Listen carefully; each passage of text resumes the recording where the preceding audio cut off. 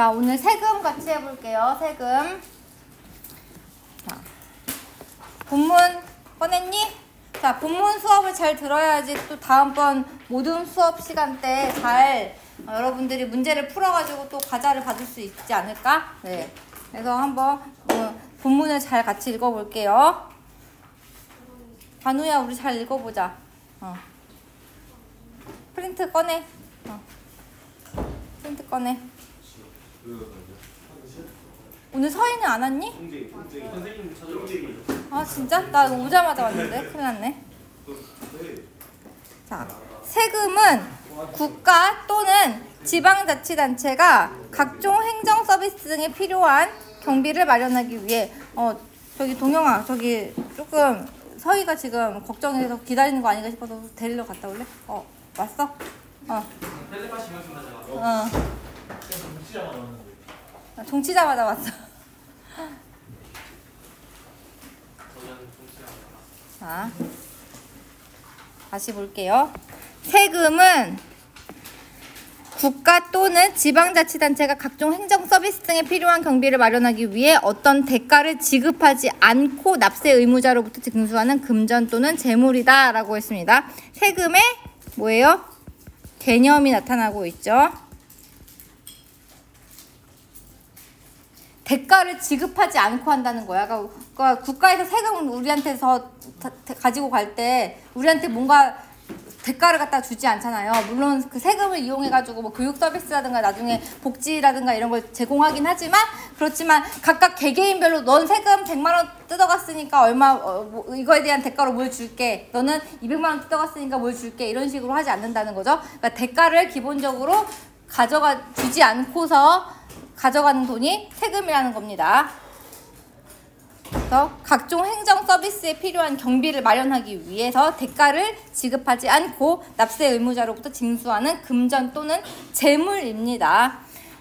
조세 채권의 안정적인 확보와 보전을 위해 법률에 따라 강제적으로 징수한다. 그러니까 세금은 강제다 아니다? 강제다. 그 다음에 세금은 돈뿐만 아니라 재물로도 납부할 수 있다. 있어요? 여기 나가 써있잖아. 금전 또는 재물이라 그랬잖아. 그러니까 재물로도 납부할 수 있는 거지. 물론 그렇게 세금을 납부할 때 재물로 납부하는 경우가 되게 흔치는 않지만 재물로 납부가 가능하다고 써있네요. 네, 납세 의무의 성립, 확정, 소멸의 과정을 알아야 한다라고 했습니다. 그래서 그 첫 문단에서는 무슨 얘기를 했냐면 세금의 개념과 징수 이유에 대해서 얘기했습니다. 징수 이유는 뭐예요? 경비를 마련하기 위해서. 맞아. 각종 행정 서비스 등에 필요한 경비를 마련하기 위해서.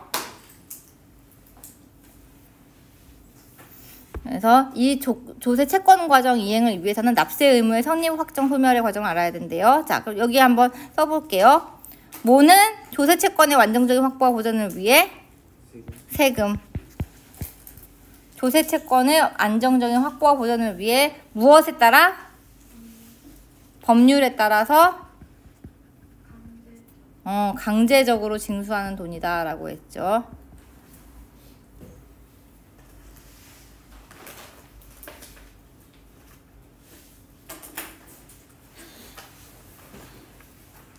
그리고 조세 채권의 이행은 납세 의무의 뭐와 뭐의 과정을 알아야지 알 수 있어요. 납세 의무의 성립과 확정 그리고 소멸, 이것을 알아야 된대요. 여기서 알 수 있는 게 납세 의무가 성립했다고 해서 바로 확정되는 게 아니라 성립 다음에 확정의 단계를 갖춰야 되는구나 라는 거 알 수 있죠. 그 다음에 이 문단 볼게요. 납세 의무는 과세 요건을 만족하면 법률상 자동으로 성립한다 라고 했습니다. 납세 의무는 과세 요건을 만족하면 법률상 자동으로 성립하는데, 그러니까 성립은 어떻다? 성립은 자동이다. 성립은 뭐만 만족하면? 과세 요건만 만족하면 자동으로 성립한다 라는 걸 알 수 있어요. 그러면 과세 요건은 뭐냐? 과세 요건에는 뭐가 있어요? 1번 세금을 낼 의무가 있는 납세 의무자, 2번 세금의 대상이 되는 물건이나 행위인 과세 물건. 3번 과세 물건의 수량이나 금액인 과세 표준. 그 다음에 4번 과세 표준에 대한 세금의 법정 비율인 세율. 이렇게 이루어져 있대요. 그러니까 예를 들어서 집 한 채에 대한 재산세를 이제 세금으로 내려고 해. 그러면은 그때 이제 세금을 낼 의무가 있는 사람, 납세 의무자는 누구예요?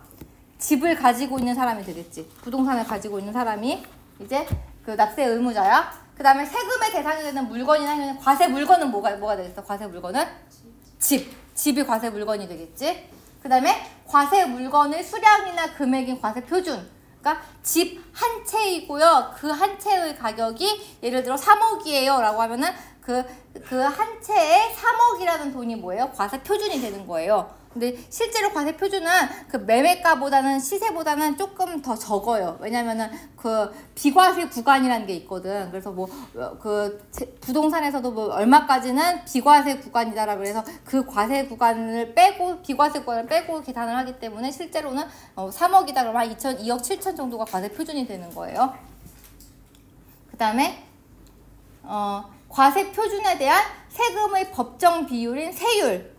세율은 이제 그 재산세를 낸다고 하면은 과연 거기서 얼마큼을 내냐는 거야. 3%라고 하면은 그 3억에서 3%만큼 이제 재산세로 내야 되는 거지.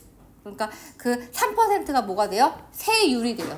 내가 내야 되는 돈의 비율, 그 재산세의 비율 이런 게 이게 세율이 되는 거지. 그래서 납세 의무의 성립 시기는 세금별로 다른데 1년 단위를 과세 기간으로 하는 소득세는 해당 과세 기간이 끝나는 때에 자, 납세 의무의 성립 시기도 이제 알아볼게요. 납세 의무의 성립 시기. 먼저 1번 소득세의 경우에는 어떻게 해야 된대요? 소득세는 해당 과세 기간이 끝나는 때. 소득세는 1년을 단위로 과세기간으로 하잖아요. 그러니까 1월부터 12월까지 내가 돈을 벌었어. 그러면은 그 1월부터 12월까지 번 1년 단위로 해가지고 돈을 내는데, 이제 소득세를 내는데, 그 12월 달에 낸다는 거죠. 12월 달에 그 납세 의무 성립이 된다는 거예요. 12월 달에. 과세기간이 끝나는 때인 12월 달에 소득세를 내는다는 거죠. 그 다음에 상속세는 언제 낼까? 상속세는 피상속인의 사망으로 상속이 개시되는 때. 그러니까 어떤 사람이 2025년 10월 15일 날 죽었어. 그러면은 10월 15일 날에 바로 납세 의무가 성립하는 거야. 알겠지? 피상속인의 사망으로. 피상속인이 뭐야? 죽어서 상속을 해줘야 되는 사람이 피상속인인 거지. 죽은 사람이 이제 피상속인이야. 죽은 사람이 이제 사망이 되어서 바로 사망한 날짜부터 납세 의무가 성립을 하는 거죠. 그 다음에 3번 납세 의무의 성립 시기는 법의 적용 기준이 되는 것으로 소득세랑 상속세만 나네. 그 납세 의무 성립 시기의 예로는 소득세랑 상속세만 있네요. 3번은 없네요. 납세 의무의 성립 시기는 법의 적용 기준이 되는 것으로 만약 세법이 개정된 후 시행되면서 별도의 경과 규정을 두지 않았다면 납세 의무가 성립한 당시의 법령이 적용된다.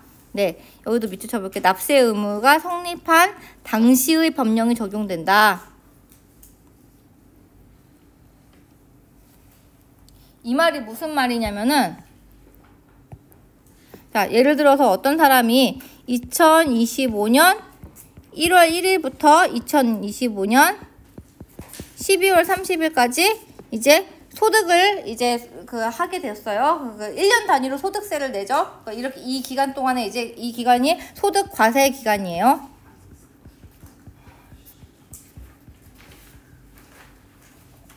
자, 그리고 어떤 사람이 2025년 7월 5일날 죽었다고 해보자. 사망했다고 해보자. 그런데 법령이 개정이 되었어. 2025년 예를 들어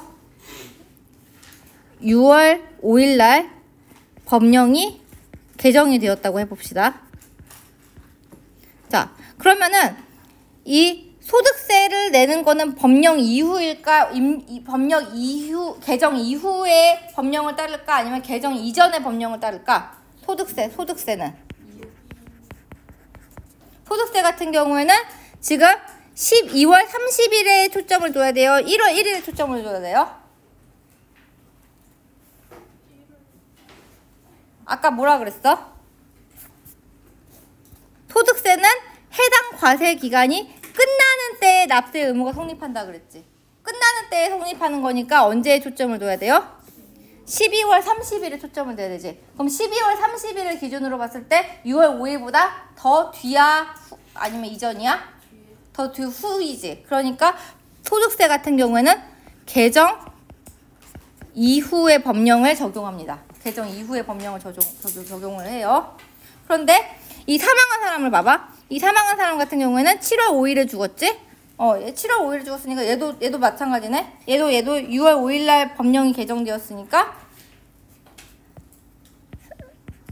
상속세도 얘도 사망한 시점이 법령 개정 이후죠. 개정 이후에 그 법령을 따르는 거예요. 만약 이 사람이 죽은 시점이 6월 3일이었다면 어떻게 될까? 6월 3일이었다면은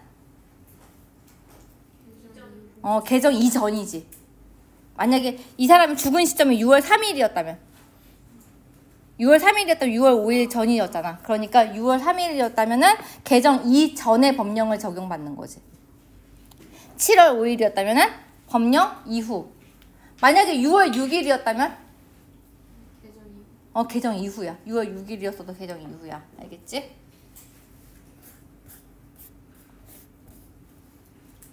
그래서 납세 의무가 성립한 당시의 법령이 적용된다. 납세 의무 성립 단계에서는 납세 의무가 아직 추상적인 상태이므로 과세관청이 과세권을 행사할 수 없다. 납세 의무가 아직 추상적인 상태라는 것은 어떻다는 거야? 납세 의무가 아직 구체적으로 확정되지 않았다는 거지. 네, 납세 의무 성립 단계에서는 아직 납세 의무자나 납세 세액이나 이런 것들이 세율이나 이런 것들이 정확하게 정해지지 않았던 상태였기 때문에 과세관청이 과세권을 행사할 수 없대요. 자, 납세 의무는 무엇을 만족하면? 과세 요건을 만족하면 법률상 자동으로 성립되는데, 자, 세금을 낼 의무가 있는 사람 뭐라고 해요? 납세 의무자. 아이고. 왜 자꾸 꺼지지?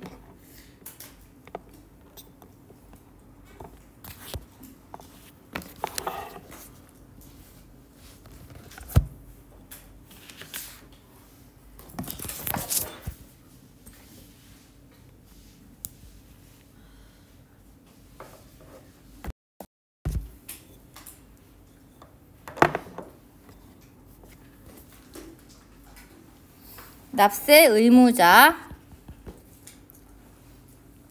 그 다음에 세금의 대상이나 되는 물건이나 행위. 세금의 대상이 되는 물건이나 행위는 뭐예요? 과세 물건. 과세 물건의 수량, 금액은 과세 표준.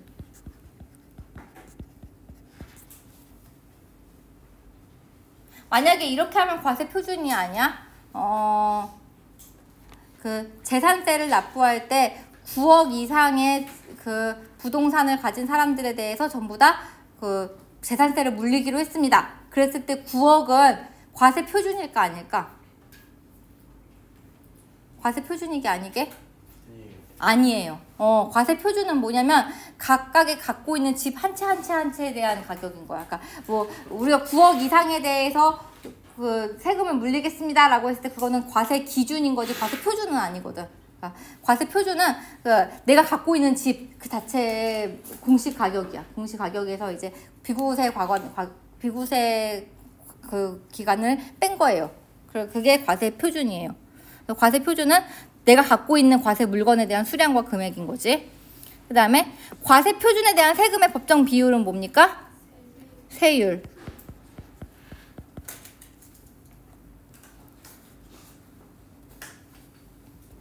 그 다음에 납세 의무의 성립 시기. 납세 의무의 성립 시기는 세금의 유형에 따라서 뭐 어떻다?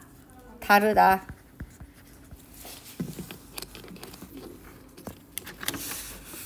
먼저 뭐랑 뭐가 있다 그랬어요? 소득세랑 상속세. 소득세 같은 경우에는 몇 년 단위? 1년 단위를 과세기간으로 하기 때문에 해당 과세기간이 어떨 때? 끝날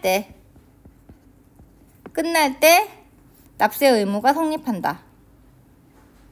상속세는 피상속인의 사망으로 상속이 개시되는 때에 납세 의무가 성립한다.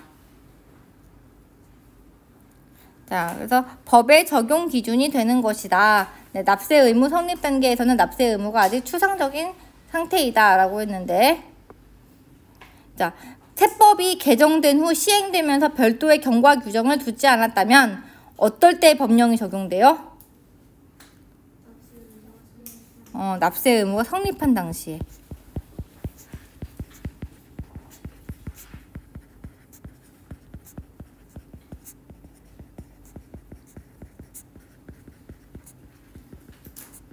법령이 적용된다. 납세 의무가 성립하는 단계에서는 과세관청이 과세권을 행사할 수 있다 없다? 납세 의무 성립 단계에서는 과세관청이 과세권을 행사할 수 있다 없다? 아까 질문에서 뭐라 그랬어요? 납세 의무가 아직 추상적인 상태에서는 과세관청이 과세권을 행사할 수 없다라고 했지. 그때가 언제야? 납세 의무 성립 단계라고 했지. 납세 의무 성립 단계에서는 과세관청이 과세권을 행사할 수 없다. 이유는 아직 납세 의무가 추상적인 상태이기 때문이다. 한마디로 납세 의무자랑 과세 물건이랑 과세 표준 세율 이런 게 확실하게 정해져 있지 않다는 얘기인 거죠. 그 다음 페이지 넘어가 볼게요. 납세 의무가 성립되었다면 납세 의무를 확정해야 세금을 징수할 수 있는데, 납부할 세액과 세액이 뭐냐면 세금의 액수죠. 납부할 세금 액수와 납부 기한 등이 정해지는 것을 납세 의무의 확정이라고 한다. 여기 밑줄 쳐볼게요. 납부할 세액과 납부 기한 등이 정해지는 것을 납세 의무의 확정이라고 한다. 그럼 아까 전에 납세 의무가 추상적인 상태라는 건 뭐가 안 정해졌다는 걸 알 수 있어요? 납부할 세액과 납부할 기한이 정해져 있지 않은 것이 납세 의무가 추상적인 상태라는 걸 알 수가 있는 거지. 이 문장에서 그거의 근거를 알 수 있죠. 왜 이렇게 자꾸 꺼지냐? TV가 이상해요. TV가. 선생님 잭이 이상한 것 같기도 하고. 네, 갔다 오세요.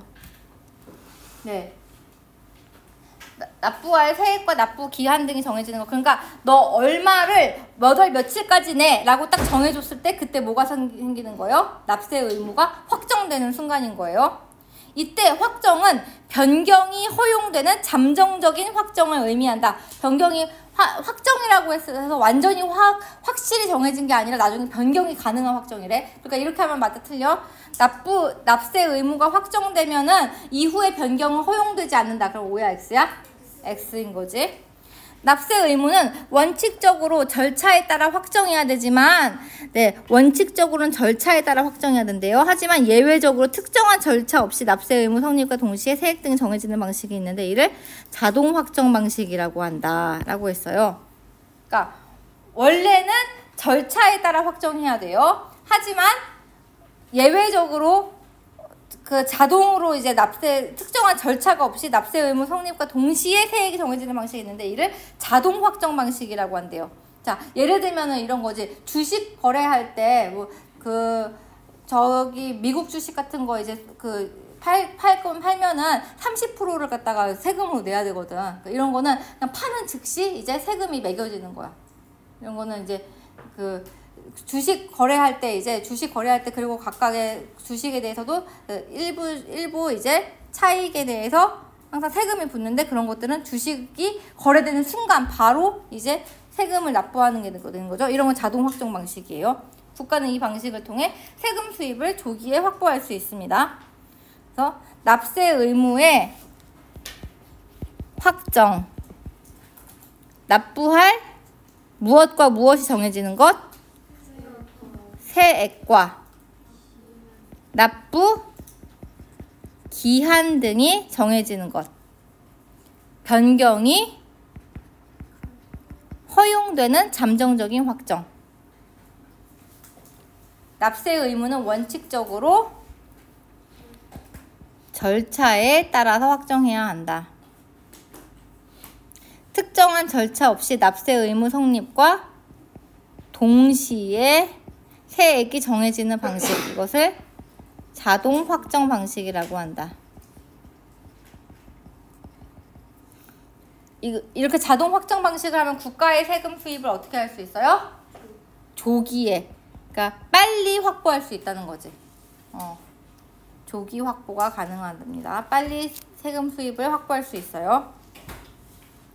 자, 그 다음에 이제 절차에 따른 확정 방식이 있어요. 절차를 따르는 방식. 거기에는 신고 납세 방식과 부과 과세 방식이 있대요. 이 두 방식은 납세 의무자가 과세 표준 신고서를 제출하는, 즉 신고를 한다는 점에서 동일하나 이후의 절차는 다르다라고 했어요. 둘 다 공통점이 뭐예요? 신고를 해야 한대. 과세 표준 신고서를 제출하는 것. 그게 신고야. 과세 표준 신고서를 작성할 때 이제 나 재산 얼마 있고요. 그리고 이 과세 물건이 얼마 있고요. 그리고 과세 물건에 대한 내야 될 돈이 얼마 있어요. 그래서 내가 납부해야 될, 신고해야 될 금액이 얼마입니다라고 이제 스스로 자진 신고하는 게 이게 신고 납세 방식과 부가 과세 방식 둘 다 신고를 해야 한다는 거죠. 둘 다 신고를 해야 되는데 근데 그 이후의 절차는 다르대요.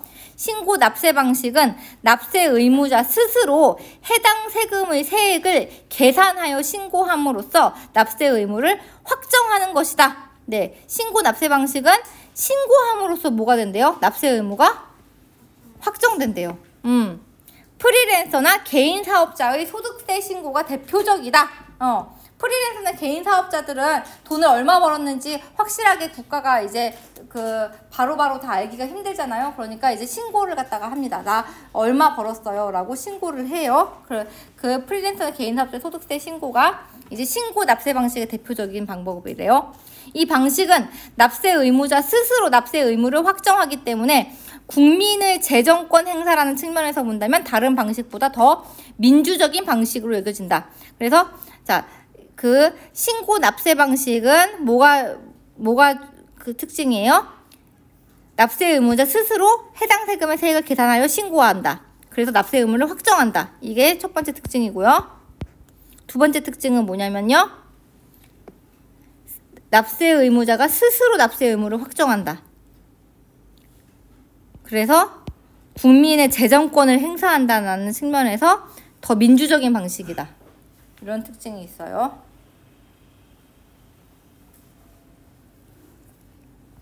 부과 과세 방식은 파란색으로 해볼까?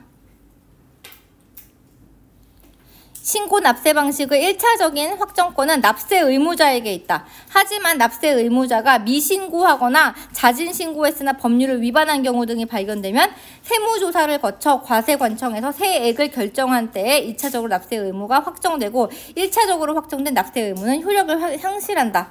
그래서 신고 납세 방식 같은 경우에는요. 그 1차적인 확정권이 납세 의무자에게 있대요. 하지만 어떨 때 납세 의무자가 미신고하거나 자진 신고했으나 법률을 위반한 경우 중에는 이제 미신고, 그다음에 법률을 위반한 경우 이 경우에는 세무조사를 한대. 세무조사를 해서 2차적으로 납세 의무가 확정되고 1차적으로 확정된 납세 의무는 효력을 상실한다. 네, 라고 했어요.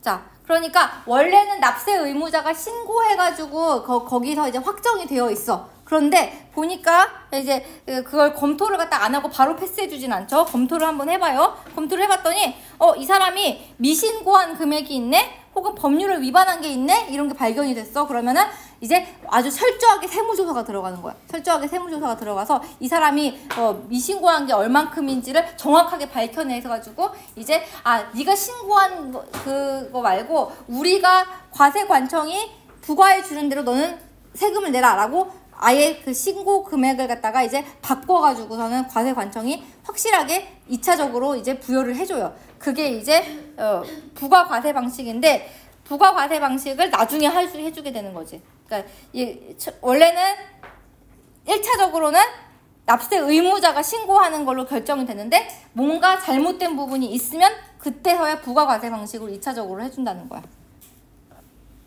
그래서 신고 납세 방식은 뭐다? 납세 의무자 스스로 해당 세금의 세액을 계산하여 신고함으로써 납세 의무를 확정하는 것이다. 예를 들면 뭐랑 뭐?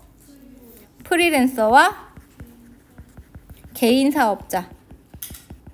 개인사업자의 소득세 신고. 특징 1번. 국민의 재정권 행사 측면의 다른 방식보다 더 어떻다? 민주적이다. 1차적인 확정권은 누구에게? 납세 의무자에게 있다. 납세 의무자가 미신고하거나 자진신고하였으나 법률을 위반한 경우 과세관청에서 2차적으로 납세 의무를 확정하고 1차적으로 확정된 납세 의무는 효력이 상실된다. 그래서 가끔 연예인들 돈 번 거 제대로 신고 안 해가지고 막 탈세했다고 막 뉴스 나기도 하잖아. 그런 경우가 이제 이런 경우지. 그 막 예전에 송혜교나 뭐 강호동이나 이런 사람들 다들 한 번씩 그런 걸 겪었었는데 신고를 했는데 그게 정확하지 않은 거야. 미신고한 금액이 있는 거지. 그러거나 혹은 법률을 위반한 경우가 발견되는 거야. 그렇게 하면 이제 세무조사가 들어가. 세무조사 들어가서 얘를 탈탈탈탈 털어가지고서는 정확하게 이제 그 전에 안 했던 것까지 다 추징금을 갖다가 이제 해가지고 이제 그 돈을 갖다가 싹 다 걷어버리는 거죠. 그래서 그 처음에는 신고 납세 방식으로 하지만 뭔가 잘못된 게 있으면은 그 뭘로 바뀐다? 신고 납세 방식이 뭘로 바뀐다? 부가 납세 방식으로 바뀐다. 과세관청이 부여하는 걸로 바뀌게 되는 거예요.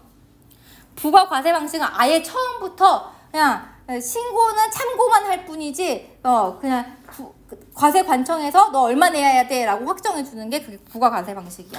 그러니까 신고 납세 방식 같은 경우에는 내가 신고한 금액으로 일단 확정이 돼. 그리고 우연찮게 뭔가 잘못된 부분이 발견되게 되면 그제서야 세무조사가 들어가는 건데 부가과세 방식은 처음부터 세무조사하듯이 철저하게 다 준비를 해가지고서는 과세관청이 처음부터 탈탈 털어가지고서는 이거는 얼마를 내야 됩니다라고 딱 정해주는 거지. 그게 부가과세 방식이지. 부가과세 방식은 납세 의무 확정권을 누구한테만 주는 것이다? 과세관청에게만 부여하는 것이다. 또 꺼졌어. 오늘따라 왜 이러니?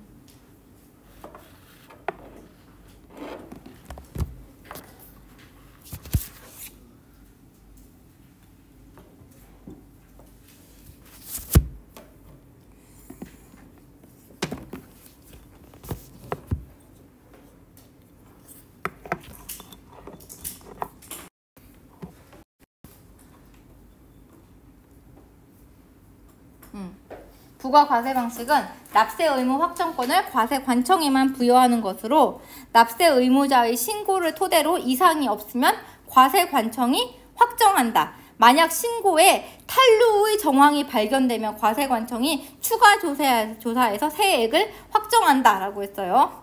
그래서 이 방식에서 납세 의무자의 신고는 뭐다? 협력 의무로서 확정 효력은 가지지 못한다라고 했어요. 자, 그럼 얘들아 여기서 우리가 봐야 되는 게 납세 의무자가 신고를 하는 거는 결국에 누구랑 누구 다 똑같아? 신고 납세 방식이랑 부가과세 방식이랑 둘 다 신고하는 건 똑같아. 근데 부가 납세 방식에서는 신고가 뭐야? 협력 의무래. 협력 의무래. 그러니까 협력 의무라는 거는 이제 참고만 한다는 거지. 그러니까 얘가 한 걸로 확정 짓지 않는다는 거지. 얘가 신고한 걸로 확정하지 않고 이건 참고만 하고 그리고 이제 그 확정 효력은 가지지 못하게 돼요.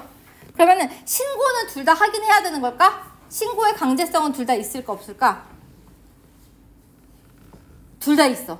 신고는 둘 다 강제적으로 해야 돼. 근데 다만 협력 의무로서 확정 효력을 가지지 못하는 것은 부가과세 방식이고, 이제 신고 납세 방식은 그게 확정을 일단 하긴 한다는 거예요.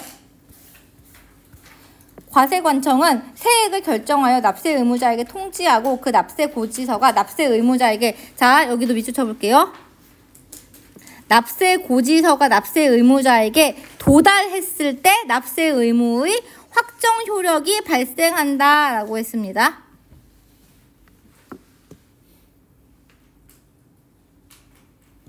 자, 그러면은 신고 납세 방식에서 1월 1일 날에 신고를 했어. 그 얘는 1월 1일에 신고를 하고 2월 3일 날에 납세 고지서가 도달했어. 납세 고지서가 우편으로 도달했어. 우편으로 이제 납세 의무자에 도달했어. 자, 그러면은 자, 이거는 이제 이 사람은 이제 소득세를 신고한 경우예요. 소득세를 신고한 신고 납세 방식이에요. 신고 납세 방식에서는 어떨까요? 자, 납세 의무의 확정 효력이 발생하는 때가 언제일까요? 1월 1일. 1월 1일에 신고 납세 방식에서는 1월 1일 날에 신고했으니까 그날 바로 납세 의무의 확정 효력이 발생해요. 그런데 이제 부가과세 방식에서는 언제 확정 효력이 발생할까요? 2월 3일 납세 고지서 도달한 날에 그때부터 이제 확정 효력이 발생하는 거예요. 증여세, 상속세 이런 거는 세금을 갖다가 빼돌리는 사람, 탈루하는 것의 위험이 너무 높기 때문에 이 방식으로 납세 의무를 확정한대. 증여세랑 상속세가 예시래요. 증여세랑 상속세. 네. 그러니까 부모가 자식한테 살아있을 때 돈을 주면 그건 증여고 그때 내야 되는 세금은 증여세지. 그리고 상속세는 뭐예요? 상속세는 사람이 죽었을 때 부모가 죽었을 때 돈을 자식에게 물려주면 그건 상속세지. 그땐 상속세를 내야 되지. 그러니까 이런 증여세, 상속세는 탈루의 위험이 높기 때문에 신고하는 즉시 확정되는 게 아니라 신고는 그냥 참고만 하고 이 납세관청에서 이제 확정을 시킨다는 거죠. 자, 부가과세 방식 볼게요. 납세 의무 확정권을 누구한테만 주는 것이다? 과세관청에게만 부여하는 것이다. 과세관청에게만 부여하는 것이다. 납세 의무자의 신고를 토대로 이상이 없으면 과세관청이 확정한다.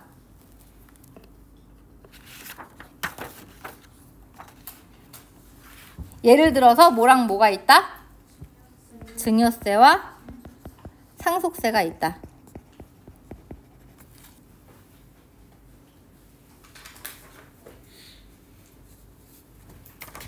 납세 의무의 확정 효력이 발생하는 경우 과세관청이 세액을 결정할 납세 의무자에 통지하여 무엇이 도달했을 때?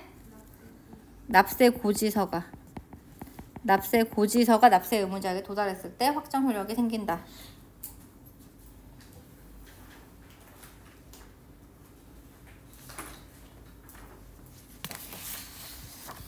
그다음에 그런데 신고 의무가 있는 납세 의무 확정 방식에서 신고해야 할 세액보다 적게 신고한 경우에는 수정 신고를 해서 이를 바로잡으면 되는데 과세표준 신고서의 법정 신고 기한으로부터 2년이 지나기 전에 과소신고 가산세를 감면받을 수 있다라고 했어요. 자, 여기서 먼저 적게 신고한 경우 신고해야 할 세액보다 적게 신고한 경우에는 어떻게 해야 될까?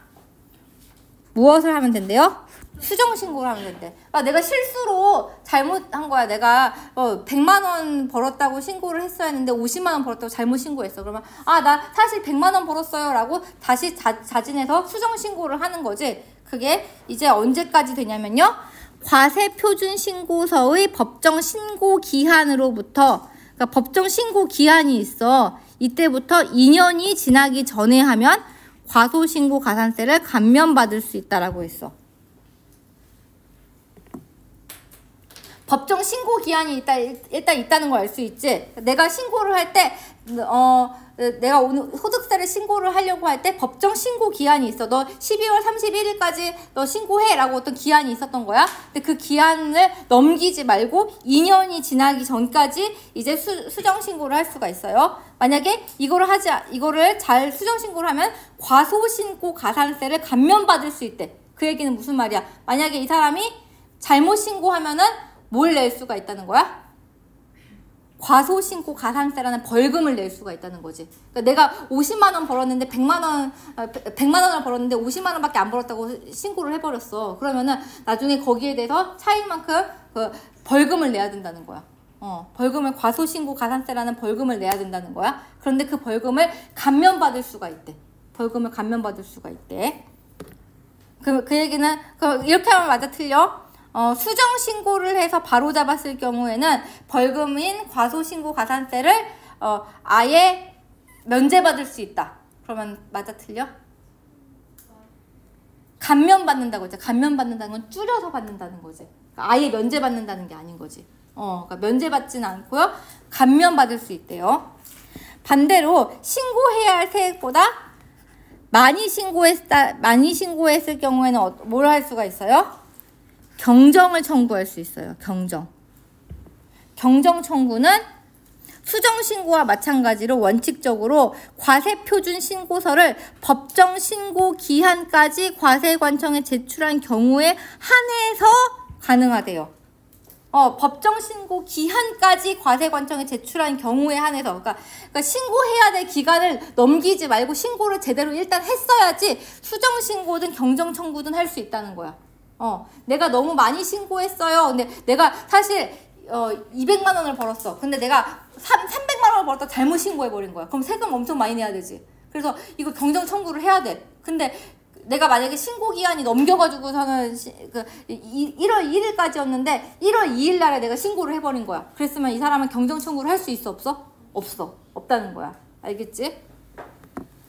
과세관청에 경정 통지가 한해서 있기 전까지만 가능하다. 그러니까 제대로 신고 기간에 신고를 했어. 그런데 이미 과세관청으로부터 야, 너 얼마만큼 잘못 신고했네. 너 200만 원이라고 벌었는데 너 250만 원 벌었네. 너 250만 원 벌었는데 너 경정 청구할 수 있어라고 이제 경정 청구 이만큼 더 경정해야 돼라고 경정 통지가 이미 와버렸어. 그러면은 나는 300만 원을 사실 잘못 신고했다고 하더라도 경정 청구를 할 수가 있어? 없어? 없는 거야. 경정 통지가 이미 왔다면 경정 청구를 또 할 수가 없는 거예요. 과세표준 신고서의 법정 신고 기한으로부터 또 5년이 지나기 전에까지 해야 된대요. 5년. 얘는 5년이야. 수정 신고는 몇 년? 2년. 경정 청구는 몇 년? 5년. 네.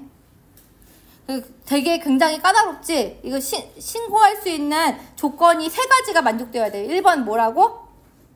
법정 신고 기한까지 과세관청에 신고를 제출했던 경우에만 된다. 그 다음에 2번 관청의 경정 통지가 있기 전까지만 가능하다. 그 다음에 3번 과세표준 신고서의 법정 신고 기한으로부터 5년이 지나기 전까지만 된다. 이게 3가지 조건이 다 만족되어야지만 경정을 청구할 수 있는 거지. 이 사람은 경정 청구를 할 수 있을까요? 없을까요? 물어봤을 때 구분할 수 있겠어? 네, 구분할 수 있어야겠죠? 그 다음에 확정 효력이 발생된 세금은 누구든지 납부하기만 하면 납세 의무가 소멸한다. 비록 납부하지 못했다 하더라도 다른 세금에서 환급금이 발생하는 경우에는 과세관청의 직권으로 미납세금에 먼저 충당하면서 납세 의무가 소멸하기도 한다라고 했어요. 자, 세금은 누구든지 납부하기만 하면 납세 의무가 소멸한다. 자, 이 얘기는 예를 들어서 서희가 내야 될 세금이 10만 원이라고 그 통지서가 왔어. 그랬을 때 수지가 그걸 대신 갚아야 될 돈이 서희한테 있어가지고 야, 내가 세금 대신 내줄게. 그래서 세금 대신 내주면 돼, 안 돼? 돼요. 왜요? 누구든지 납부하기만 하면 된다고 했으니까. 내 세금을 다른 사람 내도 되는 거야. 그래서 증여세 같은 거 할 때 이제 증여를 할 때 내가 10억을 갖다가 이제 그 자식한테 줬어. 그러면은 그 10억에 대해서 한 4억 정도가 이제 증여세로 나가잖아? 그러면은 그럼 결국 실질적으로 주는 돈은 6억밖에 못 되는 거잖아요. 그러면은 이제 그때 이제 6억을 갖다가 이제 4억을 갖다가 부모님이 대신 납부해 주기도 해. 증여를 해줄 때 자식은 돈이 없으니까 증여세를 해주면서 증여를 해주면서 증여세까지 같이 내주기도 합니다. 그러니까 이렇게 대신 납부가 가능한 거야. 대신 납부가 가능한 거야. 그리고 비록 납부하지 못했더라도 다른 세금에서 환급금이 발생하는 경우에는 과세관청의 직권으로 미납세금에 먼저 충당함으로써 납세 의무를 소멸하기도 한다. 이게 무슨 뜻일까? 그러니까 예를 들어서 수연이가 이제 소득세를 냈어. 근데 소득세를 냈는데 거기서 이제 환급금이 내가 소득을 너무 많이 신고해버린 거야. 소득이 원래 200만 원인데 한 250만 원으로 신고를 해버렸어. 그렇게 하면서 이제 미납금이 환급금 이제 다시 국가로부터 돌려받아야 되는 환급금이 10만 원이 발생을 해버린 거야. 10만 원이 발생을 했어. 근데 수연이가 또 납부해야 될 세금이 있는데 그 세금에서 보니까 미납금이 10만 원이 있었어. 그러면은 과세관청이 딱 보고 국가가 돌려줘야 될 돈이 10만 원이 있는데 얘가 또 지금 안 낸 세금이 10만 원이 있네. 그러면은 우리가 줘야 될 돈을 여기다가 충당해버리자 하고서는 우리가 돌려줘야 될 환급금이 있었는데 그걸로 세금 대신 납부했어요 라고 국가가 얘기해주기도 한다는 거야. 그러니까 다른 데서 소득세에서 만약에 환급금이 발생을 했는데 상속세에서 내야 될 돈이 있어. 그러면은 이제 그거를 환급금으로 상속세를 대신 납부할 수가 있는 거지. 그런 게 바로 뭐예요? 다른 환급금에서 미납세금을 충당한다는 거죠. 그다음에 수정신고. 신고해야 할 세액보다 어떻게 한 경우에?